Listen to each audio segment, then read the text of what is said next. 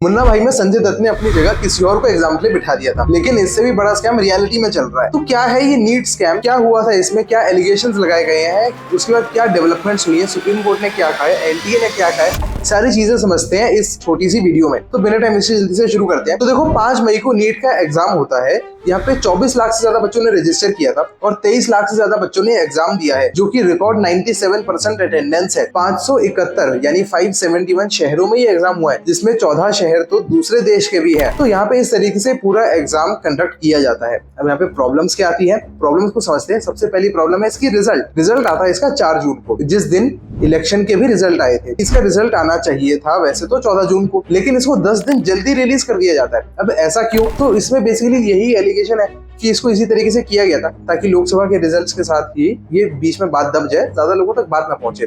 तो पहली बात तो रिजल्ट की हो गई। और दूसरी बात यहाँ पे आती है ईयर 1। अब all India rank 1 generally exams में 1 या 2 बच्चों को मिलती थी, लेकिन इस बार 67 स्टूडेंट्स को ईयर 1 मिली है। मतलब 67 ऐसे बच्चे हैं जिनके पूरे नंबर आए हैं 720 में से 720। अब ये जादू कैसे हो गया?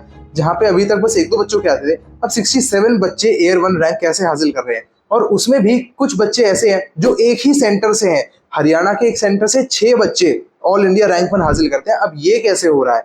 तो इसमें भी काफी सारी एलिगेशंस लगाई गई है। और तीसरा एलिगेशन है कि पेपर लीक हुआ था। ये एलिगेशन सिर्फ आज से नहीं है, एग्जाम कंडक्ट होने से पहले से एलिगेशंस लगाई जा रही है कि पेपर लीक हुआ था। सुप्रीम कोर्ट में इसका केस भी डला हुआ है। बिहार में तो पुलिस ने 13 ऐसे लोगों को अरेस्ट भी किया है जो इस लीक से रिलेटेड है। चौथी प्रॉब्लम ये है कि बच्चों के 718, 719 नंबर भी बन रहे हैं, जो कि टेक्निकली पॉसिबल नहीं है। बेसिक मैथमेटिक्स समझते हैं कि देखो 720 नंबर का पेपर है, उसमें क्या है 4-4 नंबर के क्वेश्चन होते हैं। अगर आप एक क्वेश्चन छोड़ देते हो तो आपके आने चाहिए 716 नंबर, और अगर आप क्वेश्चन गलत अटेम्प्ट करते हो तो -1 हो जाता है, यानी 715 नंबर बनते हैं।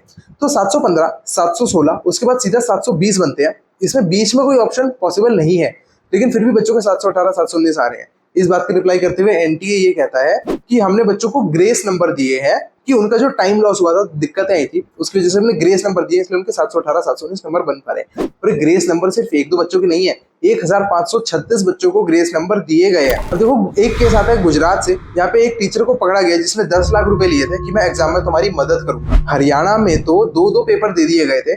बच्चे 15 मिनट तक कंफ्यूज रहे थे कि कौन सा सही है, कौन सा अटेम्प्ट करना है। राजस्थान में तो जो हिंदी मीडियम के स्टूडेंट्स हैं उनको इंग्लिश मीडियम पेपर दे दिया गया था, उसकी वजह से भी बहुत कंफ्यूजन हुई थी। और छत्तीसगढ़ में एग्जाम शुरू होने के 45 मिनट बाद ये पता लगा था कि जो पेपर दिया हुआ है वो गलत है, अब यहाँ पे दोबारा से पेपर शुरू करना होगा। अगली प्रॉब्लम आ जाती है कट ऑफ को लेके, कि कट ऑफ इतनी ज्यादा हाई कैसे चली गई। अब आप खुद सोचो, जब बच्चों को 67 ऐसे बच्चे हैं जिनको ऑल इंडिया रैंक 1 मिली है, तो बहुत नंबर मिले हैं, तो इसीलिए कट ऑफ बहुत ज्यादा हाई चली गई। अभी हम आपको एक एग्जांपल भी बताऊंगा जिससे आपको समझ में आएगा कि कट ऑफ की प्रॉब्लम कितनी गंभीर है। और आखिर में यहाँ पे एक फिजिक्स का एक क्वेश्चन था जिसकी वजह से काफी कंट्रोवर्सी क्रिएट हुई। काफी बच्चों ने इसमें एक कंप्लेंट भी रेज करी है। इसमें नीट के अकॉर्डिंगली ऑप्शन ए करेक्ट होना चाहिए, लेकिन कुछ बच्चे ये कहते हैं कि एनसीईआरटी के पुराने वर्जन के हिसाब से यहाँ पे करेक्ट ऑप्शन बनता है ऑप्शन सी। तो इसीलिए नीट वालों ने क्या किया कि जिन बच्चों के ऑप्शन सी उन्होंने करेक्ट किया था उनको भी सही नंबर दे दिए गए हैं। ऐसे 44 बच्चे हैं, 67 जो टॉपर्स है ना, उसमें से 44 ऐसे बच्चे हैं जिनको ये नंबर दिए गए हैं, ग्रेस नंबर, तभी उनके 720 पूरे बन गए, वरना उनके 715 बनने चाहिए थे। तो ये एक बहुत बड़ी प्रॉब्लम सामने निकल के आती है। और जब से सारी प्रॉब्लम्स आई है भैया विरोध पे विरोध हो रहा है। स्टूडेंट्स हैं, स्टूडेंट्स यूनियन, जो आपके एजुकेशनल इंस्टीट्यूट वाले हैं, वो सब मिलके विरोध कर रहे हैं, इन पे केस कर रहे हैं और बहुत हंगामा हो रहा है पूरे देश में। अब यहाँ पे गाजियाबाद का एक बच्चा है जो 3 साल से इस एग्जाम की तैयारी कर रहा था, उसके 650 नंबर आए हैं। इसके हिसाब से रैंक उसकी मिली है 30,000, जबकि पिछले साल इतने ही नंबर पे रैंक आ रही थी तकरीबन 7,000 के आसपास। तो यहाँ पे वो इस बड़ी टेंशन में आ गया। अब क्या होगा कि पहले मेरे को अगर मेरी रैंक 7,000 के आसपास आती तो मेरे को कोई अच्छा गवर्नमेंट कॉलेज मिल जाता, लेकिन अब 30,000 आई है, इसमें तो कोई अच्छा कॉलेज मिल ही नहीं सकता है। अब यहाँ पे कानपुर का एक लड़का है जिसके 627 नंबर आए हैं, उसकी रैंक है 50,000। उसका ये कहना है कि जब मैंने पिछले साल एग्जाम दिया था तो मेरे 100 नंबर कम आए थे, तब भी मेरी इतनी ही रैंक थी। इस साल 100 नंबर ज्यादा है, अभी भी उतनी ही रैंक है। यहीं पे दूसरी तरफ ऐसे भी बच्चे हैं जो चाहते हैं कि री एग्जाम ना हो। अब एक दिल्ली का बच्चा है जिसके 714 नंबर आए थे, उसकी रैंक है 254। उसका ये कहना है कि अब यहाँ पे अगर दोबारा एग्जाम होता है तो बच्चे इतना अच्छा स्कोर दोबारा शायद ना कर पाए, फिर दोबारा से एग्जाम का टेंशन, रिवीजन वगैरह वगैरह, तो इसलिए री एग्जाम नहीं होना चाहिए। अब ऐसे में जो ऑलरेडी नीट की तैयारी कर रहे हैं, जिनका एग्जाम अभी आना बाकी है, उनमें दहशत फैल गई है। अब एक बच्चा है जो 10th क्लास से नीट की तैयारी कर रहा है, वो ये कह रहा है कि जब मैं ये सारी चीजें सुनता हूँ तो मुझे डर लगने लगता है कि क्या मुझे डॉक्टर बनने का सपना छोड़ देना चाहिए। क्या मेरे परिवार के पास तो देखो 2 करोड़ रुपए नहीं है कि हम प्राइवेट कॉलेज में पढ़ाई करा सके, तो मेरे को तो गवर्नमेंट कॉलेज ही चाहिए। इन्हीं सब बातों को लेकर विरोध हो रहा था और इस वहाँ पे कई सारे पिटीशंस फाइल करी गई है। तो जो मेजरली 2 पिटीशंस की हम बात करते हैं, एक पिटीशन है जो तेलंगाना और आंध्र प्रदेश के एडवोकेट्स ने फाइल करी है, उनका नाम है अब्दुल्ला मोहम्मद फैज और डॉक्टर शेख रोशन मोहिद्दीन। और जो दूसरी पिटीशन है वो फाइल करी है फिजिक्स वाला के अलग पांडे ने, और उनके एडवोकेट हैं एडवोकेट जेसाई दीपक। तो ये आप देखो कितने बड़े एडवोकेट है, यहाँ पे काफी नेशनल लेवल पे सारी बातें चल रही है। सो बेसिकली जो पिटीशन फाइल करी गई है उसमें ये कहा गया है कि ग्रेस मार्क्स देना जो है ये अवैध है, ऐसे नहीं दिए जाने चाहिए थे। तो एग्जाम्स को जो वापस रिजल्ट वापस लिया जाना चाहिए और एग्जाम दोबारा कंडक्ट कराए जाने चाहिए। अब देखो उसमें ये उनका ये भी कहना है कि अब जो एग्जाम है ना ऑफलाइन हुआ था, तो यहाँ पे कोई लेखा जोखा नहीं है कि बच्चों का कितना टाइम वेस्ट हुआ, फिर उसको किस बेसिस पे क्या कैलकुलेशन करके किस हिसाब से ग्रेस नंबर दिए गए, हमारे उनके कोई हिसाब नहीं है एनटीए के पास।